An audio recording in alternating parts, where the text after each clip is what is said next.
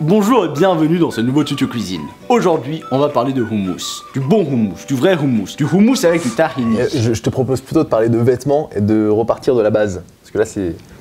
ne reviens plus jamais. Merci. C'est chez moi ici. C'est déjà le 30e épisode du Bon Look, c'est magnifique et tout ça, c'est grâce à toi. Oui, à toi. Bah oui, si personne ne regardait le Bon Look, ça servira à rien d'en refaire tous les mois, quoi. Bah oui, c'est logique. Et pour te remercier, Pierre, notre Spielberg à nous, nous a préparé ce nouveau décor. C'est un peu une nouvelle vie en somme. C'est donc dans ce nouveau cocon familial que je vais te présenter les 10 basiques indispensables à avoir dans ta garde-robe. Quand tu auras regardé cette vidéo jusqu'au bout, je t'invite à lâcher un petit commentaire qui partage ta propre expérience sur les basiques. Partir ou repartir sur de bonnes bases. Il faut se poser les bonnes questions. De quoi as-tu besoin? Dans quel but? Où est-ce que tu te vois dans 2 ans? C'est en construisant avec des bases solides qu'on obtient un palais stylistique à son image. Bon, je ne suis pas venu chez toi, mais je suis certain qu'il y a des vêtements que tu ne mets jamais. Le premier conseil que je peux te donner, c'est de sortir tous tes vêtements de ton placard et de tout passer en revue pièce par pièce. Le but de tout ça, c'est de se dire quoi? Est-ce que ce vêtement, j'en ai vraiment besoin? Est-ce qu'il n'est pas trop usé? Est-ce qu'il n'est pas trop cheap? Ou est-ce que je peux pas le remplacer par quelque chose de plus durable? Pense donc aux associations caritatives si tu as des vêtements que tu ne mets plus, mais qui sont toujours en état et qui pourraient servir à des personnes dans le besoin. Bah oui, c'est toujours sympa de rendre service, non? Te séparer des mauvaises habitudes, ta.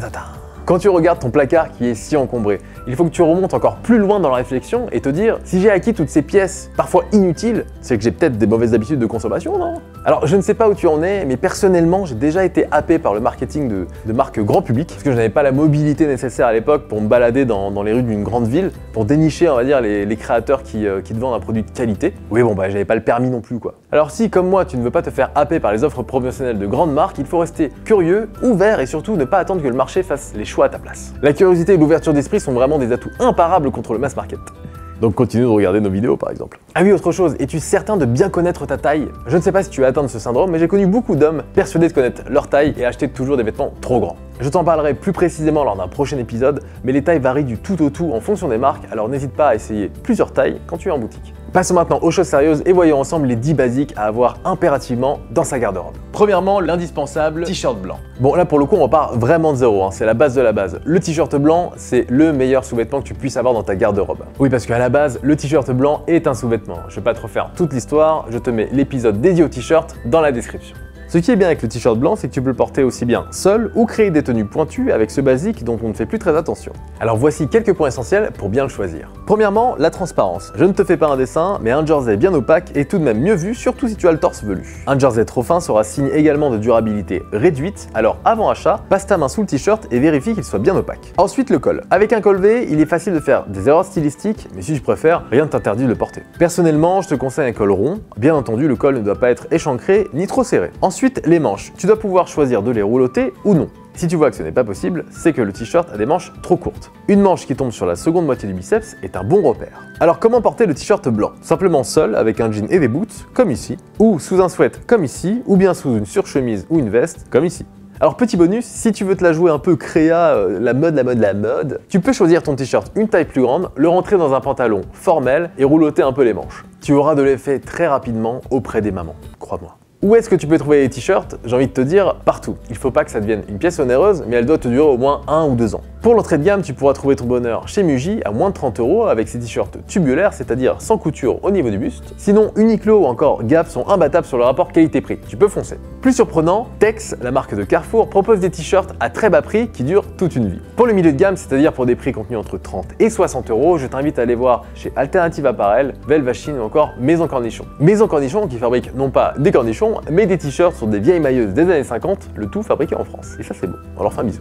Entre 60 et 90 €, tu pourras aller te faire plaisir chez Merch Beschwenen, APC, Acne ou encore Marichi, mais très franchement entre nous, ce n'est pas une priorité. En 2, la chemise blanche. Si tu veux te la jouer un peu formelle, la chemise blanche, c'est LA pièce incontournable de l'élégance masculine. Elle se marie quasiment avec tout et elle est surtout le socle de beaucoup de tenues habillées. Avant de passer à l'achat, quelques points sont à vérifier tout de même. Tout d'abord, le tissu doit être soyeux et avoir un toucher agréable. Tu peux déjà tirer un trait sur les chemises achetées en grandes enseignes à bas prix, car un beau tissu, ça coûte cher. Comme le t-shirt, évite de choisir un tissu transparent car ce n'est pas élégant. Ensuite le col. Choisis-le bien adapté à ton visage, pas trop large si tu as le visage fin, pas trop restreint si tu as la tête volumineuse. Je te conseille de partir sur un col simple de type italien, qui passe aisément avec le revers de tous tes blazers et qui s'assemble avec tes cravates. Le col cutaway et autres auront leur place plus tard dans ta garde-robe. Une chemise formelle se rentre systématiquement dans le pantalon. Pas de négociation possible monsieur. Et puis entre nous, c'est franchement bizarre de porter sa chemise sortie du pantalon avec son blazer. Chelou quoi. Idéalement, une chemise formelle doit tomber en bas des fesses pour ne pas avoir trop de problèmes de sortie de pantalon. Ouais, c'est toujours un peu désagréable. Mais alors, comment la porter? Eh bien, très habillé, comme ici avec une cravate et un blazer croisé, bien qu'un blazer simple aurait fait l'affaire pour épater les mamies. Ou alors, on peut la porter simplement comme ici, associée à un pantalon en flanelle. Maintenant, où trouver ta chemise blanche parfaite? Entre 40 et 90 €, tu iras chez Ast, Bogie, Lanieri, Suit Supply, TM Lewin ou encore Charles Tierwick. Entre 90 et 180 €, tu iras chez Office Artist, Howards ou encore Auxence. À plus de 180 €, tu trouveras ta chemise vraiment parfaite pour le coup chez Husbands, Génie Glaisé que tu trouveras chez Beige Habilleur ou encore Maria Sant'Angelo disponible sur Zampa di Gallina. En 3, la chemise casual. Tu as de la chance avec une chemise casual, c'est carrément moins prise de tête en ce qui concerne son choix. Une chemise casual se porte la plupart du temps en dehors du pantalon, sauf dans quelques cas isolés, comme dans des styles très workwear. Si tu ne sais pas trop quoi choisir, tu peux t'orienter sur une chemise en chambray ou encore, si tu es en hiver, une chemise en flanelle. C'est cool et ça mange pas de pain. Et pour savoir comment la porter, tu as plein de possibilités. Manches retroussées, ouverte sur un t-shirt ou encore sous une veste en cuir. Le but ici est de pas trop te prendre la tête et de te faire plaisir sur des matières qui te touchent le plus. Maintenant les marques. Entre 50 et 90 €, tu as le choix entre Uniqlo, Abbey & Rose, Cotton Society ou encore Première Manche. Enfin, entre 90 et 180 €, tu as Drapeau Noir, Necklin Famous, Momotaro, Engineered Garments ou encore Shuttle Notes. En 4, une maille bien chaude.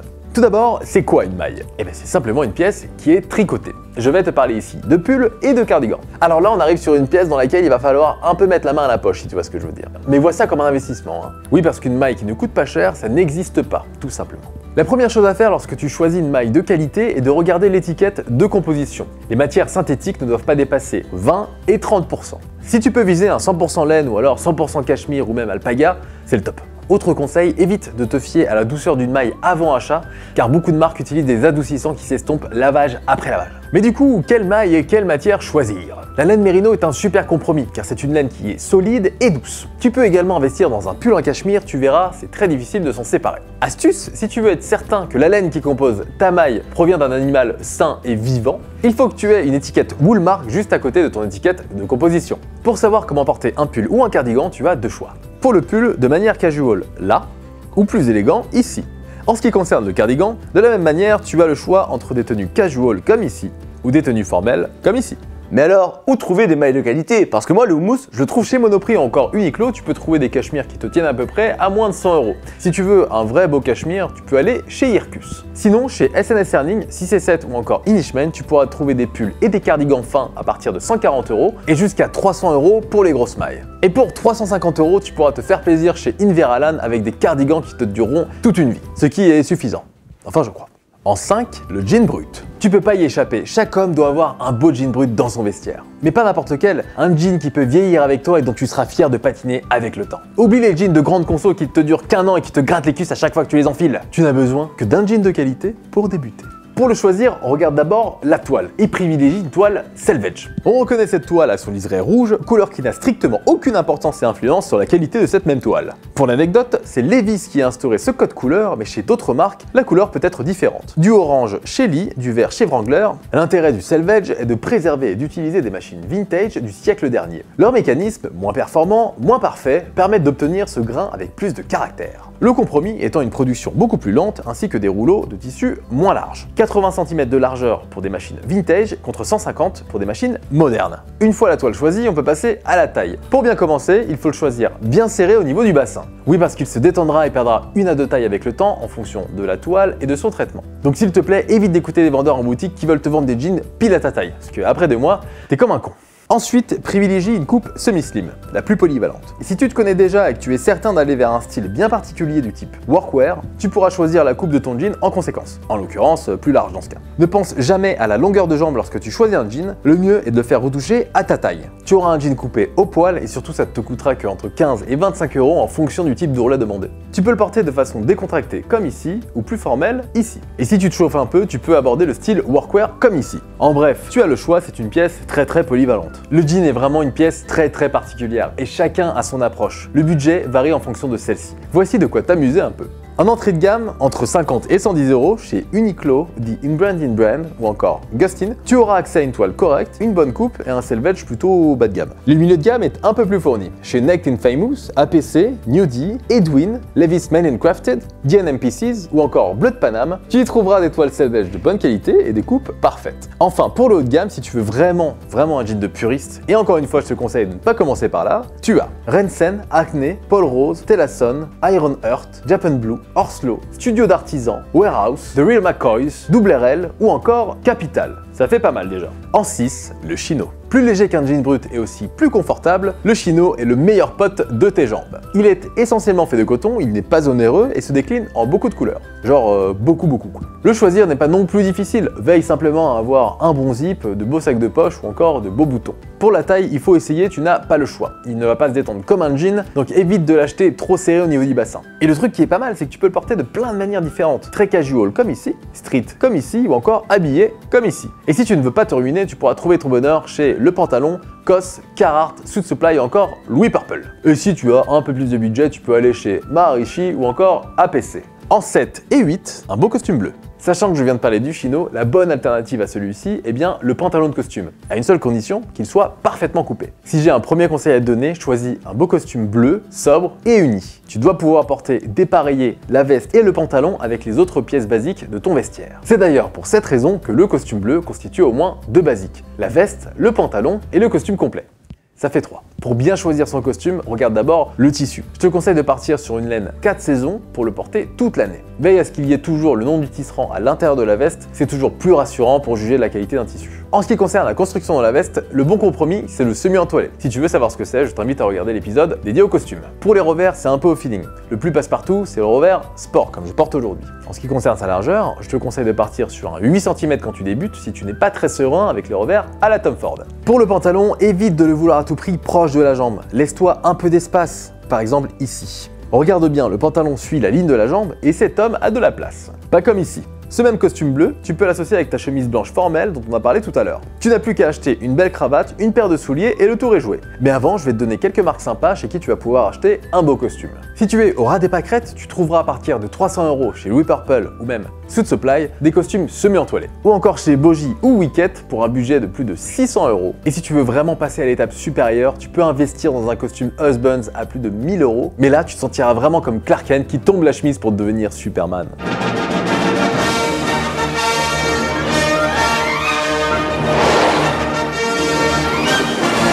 Bon, par contre, ne saute pas d'un immeuble, hein, ce serait con pour le costume quand même. En 9, une paire de derby marron. Si tu as un beau costume coupé dans une belle laine, pas de négociation possible, il te faut une belle paire de souliers. Je te conseille de commencer par une belle paire de derby, comme ici. Non mais le mec un peu de ses choix alors que franchement il y a aussi des Richelieu quoi. Oui, tu as raison Rachel. Mais à ton avis, pourquoi je te propose une paire de derby plutôt qu'une paire de Richelieu? Eh bien simplement parce que les derby sont plus polyvalentes que les Richelieu. Tu peux par exemple les porter avec un costume ou bien avec un jean. Pour la couleur, le marron se marie très bien avec le bleu ou même le gris. Oui, pense à tes prochains achats. En ce qui concerne la qualité, un cuir au grain régulier qui ne brille pas de mille feux à l'achat sera parfait. Pas mal de marques te vendent des chaussures à bas prix qui brillent beaucoup, mais ce sont des souliers qui vieillissent mal. Pour les marques de derby, je te conseille tout d'abord Mirmin qui est pour moi le meilleur rapport qualité-prix du marché. Tu trouveras des paires de très bonne qualité pour moins de 200 €. Ailleurs, il est difficile voire impossible de descendre plus bas. Il faut compter à peu près 300 € pour avoir une paire de chaussures de qualité. Sinon, tu as 7ème largeur qui est bon sur la construction, la qualité du cuir et ses designs. Et si tu as plus de budget, Carmina, Crockett & Jones ou encore le plaisir ultime Alden te proposent des souliers qui te durent une vie. En 10, une paire de sneakers blanches. Tu l'auras compris, les sneakers blanches vont avec tout. En plus de ça, elles sont confortables et tu as beaucoup de choix sur le marché. Tu en as à tous les prix avec des matières différentes et tu pourras trouver du blanc, de l'os, de la coquille d'œuf, comme la carte de visite de Monsieur Van Patten. Elle est cool, Batman, mais ce n'est rien à côté de celle-ci. Ah, faut reconnaître qu'elle est splendide. Coquille d'œuf avec des caractères romains. Qu'est-ce que tu en dis? Joli. Comme les souliers, vérifie bien que le cuir soit bien régulier et qu'il n'y ait pas de cicatrices. En ce qui concerne la semelle, il faut qu'elle soit en caoutchouc naturel et lourd pour une belle durabilité. Vérifie la doublure aussi. Le top, c'est qu'elle soit en cuir pour absorber naturellement la transpiration. Et pour savoir comment les porter, c'est facile. Avec élégance comme ici ou plus casual comme ici. Pour les marques, tu n'as pas vraiment le choix. Si tu veux une paire qui te dure un minimum, il faut investir. Entre 70 et 150 euros, tu pourras trouver ton bonheur chez Sawa, Piola ou encore Twin for Peace. Entre 150 et 300 euros, tu as National Standard, Buttero ou encore Zespa, nos amis d'Aix-en-Provence. Et pour plus de 300 euros, tu as Pierre Hardy, Lanvin ou Common Project. Mais alors, est-ce que ce sont encore vraiment des basiques à ce prix-là? Et voilà, maintenant tu connais les 10 basiques indispensables pour ta garde-robe. Si tu souhaites avoir notre avis sur plus de 380 marques, je t'invite à cliquer ici pour y télécharger notre guide que tu pourras lire tranquillos, assis dans le RER. C'est ici la famille. Alors moi je te dis à bientôt et surtout garde la pêche. Merci Lucas. Manger du houmous.